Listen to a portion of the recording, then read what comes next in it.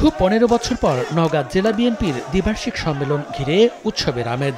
সোমবার সকাল থেকে খণ্ড খণ্ড মিছিল নিয়ে বালুডাঙ্গা বাস স্ট্যান্ডের কনভেনশন সেন্টারে জড়ো হন নেতাকর্মীরা।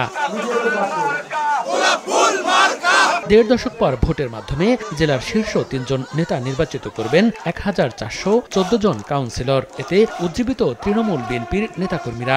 সম্মেলনে যোগ দিয়েছেন বিএনপির জেলা ও মহানগরের কেন্দ্রীয় নেতারা। দুপুরের পর ভার্চুয়ালি যুক্ত হয়ে বক্তব্য দেবেন বিএনপির ভারপ্রাপ্ত চেয়ারম্যান তারেক রহমান। বিএনপি বরাবরই একটি গণতান্ত্রিক দল। বিএনপি বরাবরই চায় গণতান্ত্রিক ভোটের মাধ্যমে নেতা নির্বাচিত হোক। আজকে যারা নির্বাচিত হবে আগামী দিনে এই নওগাঁ জেলার বিএনপিকে সুসংগঠিতভাবে পরিচালিত করবে। নির্বাচনের মধ্য দিয়ে যে নেতা আমাদের মাঝে আসবে নিঃসন্দেহে দলের কাজ করবে, জনগণের কাজ করবে।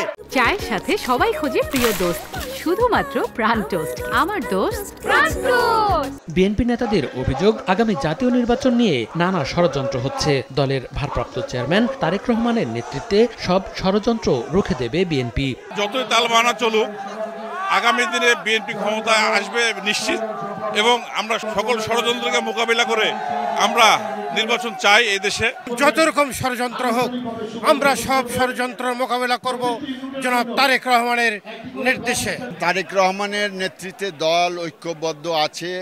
বিগত ফ্যাসিস্ট সরকার বহু চেষ্টা করছে দলকে বিচ্ছিন্ন করার জন্য, ভাঙ্গার জন্য, পারে নাই, এবং তার নেতৃত্বে গণতান্ত্রিক আন্দোলন চলবে। কাউন্সিলে ভোটের মাধ্যমে সৎ যোগ্য নেতৃত্বকে শীর্ষ পদে দেখতে চান বিএনপির নেতাকর্মীরা।